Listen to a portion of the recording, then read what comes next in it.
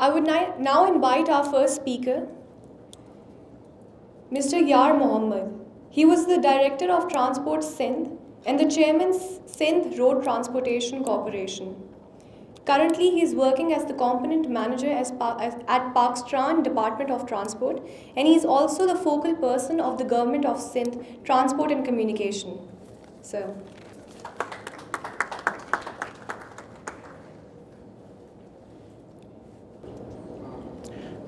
Distinguished guests, industrialists, officers, manufacturers, transporters, Assalamu alaikum. I have been given a chance to speak and share views with you regarding sustainable transportation and Pakistan Sustainable Transport Project's activities. These events, seminars, workshops are being organized to share views, ideas, discuss and come to conclusions towards sustainability.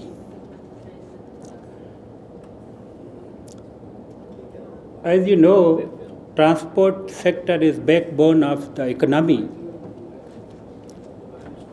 and similarly, sustainability is very important in view of the existing population growth and vehicle growth also. But I'm sorry to say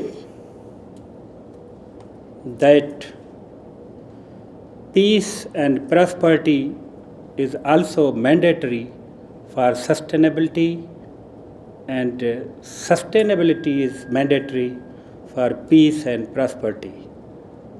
I also wish to express solidarity to the victims of Iqbal Park, and then I wish to throw light on Pakistan project.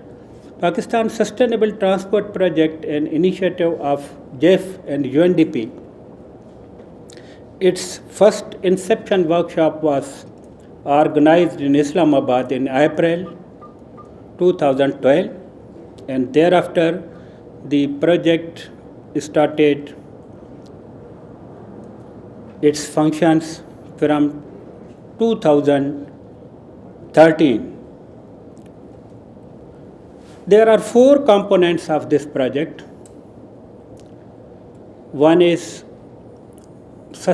operational sustainable transportation in Punjab, component 1. Component 2, operational sustainable transportation in Sindh, component 2. And third is fuel efficiency of trucking awareness strategy by IUCN is the 4th component. In Sindh, we have so far organized about 80 consultation sessions with the stakeholders, and we have also convened 11 workshops, seminars. Apart from that, we have also imparted 4 weekly articulated trainings to transporters, transport officers, police officers, road users, and motorway police as well. This event is organized on a very important subject of road safety, because 91% accidents reportedly took place in poor countries like my country, whereas 9% accidents took place in developed countries. The number of vehicles is not different from those countries. 50% vehicles are being operated in these countries, but unfortunately, due to lack of awareness and lack of trainings, proper trainings to the drivers, these incidents are being witnessed here. Transport. These are some few words, some lines regarding transport. A system or means of covering people or goods from place to place. Some of the synonyms includes convenience, transfer, movement, transportation. Now we are moving towards sustainable transport. Affordable, accessible, reliable, dependable on alternative energy rather than fossil fuels, and supports a competitive economy as well as balanced regional development. I wish to throw light on this aspect in a view that initially our activity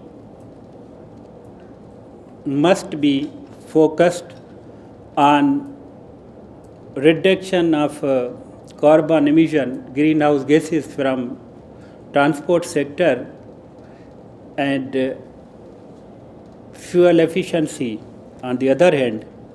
But in long term, we have to think on shifting of our vehicles, migration from fossil fuel towards alternative energy. This is the need of the day and a requirement of sustainability in short term and long term as well. These are some guiding principles. I do not want to go into greater details of these things because all of you are able to come over here and address the forum, but few guiding principles are here. Results of these problems. In Karachi, about fuels of various kinds of about $400 billion are being consumed due to congestion, excess consumption of fuels worth rupees $4 billion. I'm talking from the study carried out by NED University in 2009. Then we can at least save these losses by regulating our traffic system, and the huge amount of 4 billion rupees can be spent on other projects relating to sustainable transportation. Enhanced facilities ratio. I have already spoken about this factor.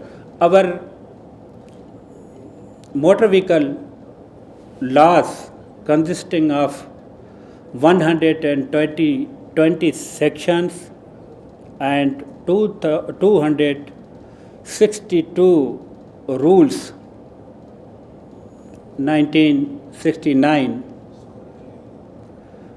We have also made 72 amendments during last 5 years, but unfortunately there is lack of enforcement and policy as well. Then what to do? We have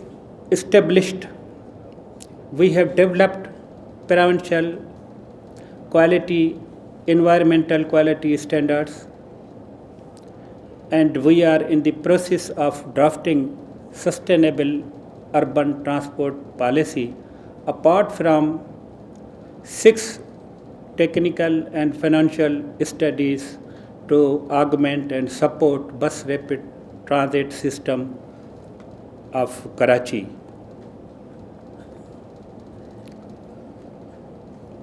The next,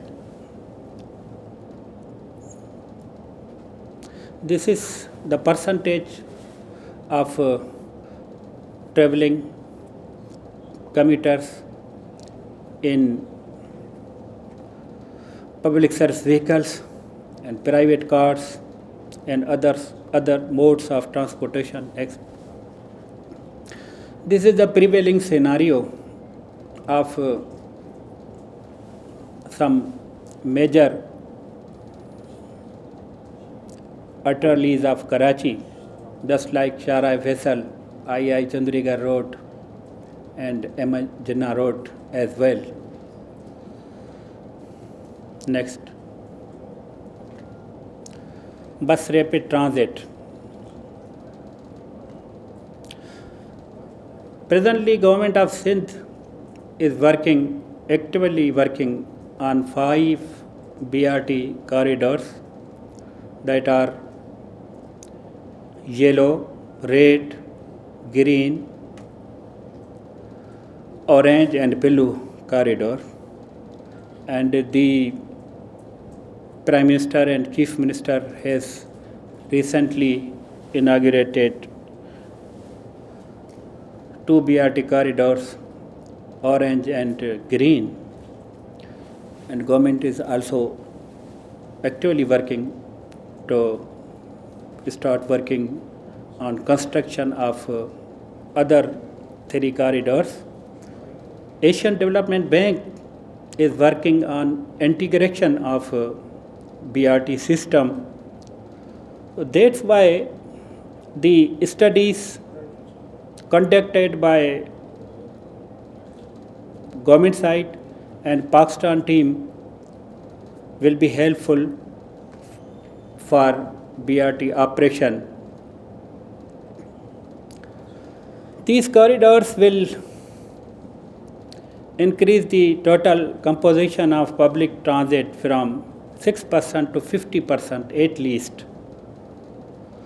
and cater the need of as many as at least 1 million people daily. One study was also given to WWF, and they have also submitted their report that because of operation of BRT on these 5 corridors, there will be considerable reduction in carbon emissions to the extent of 21%, which is a big achievement, and 21%, because we were expecting for about 19 to 20, but the study showed that 21% reduction is expected. Next. This is the position of corridor. Next. This is the position of utilities relocation work, which is under process on 2 bus rapid corridor. This is the project status. Next, this is BRT yellow line from Daud Chorangi to Numaish and then Sadar. Deficiency of time. This is yellow line route,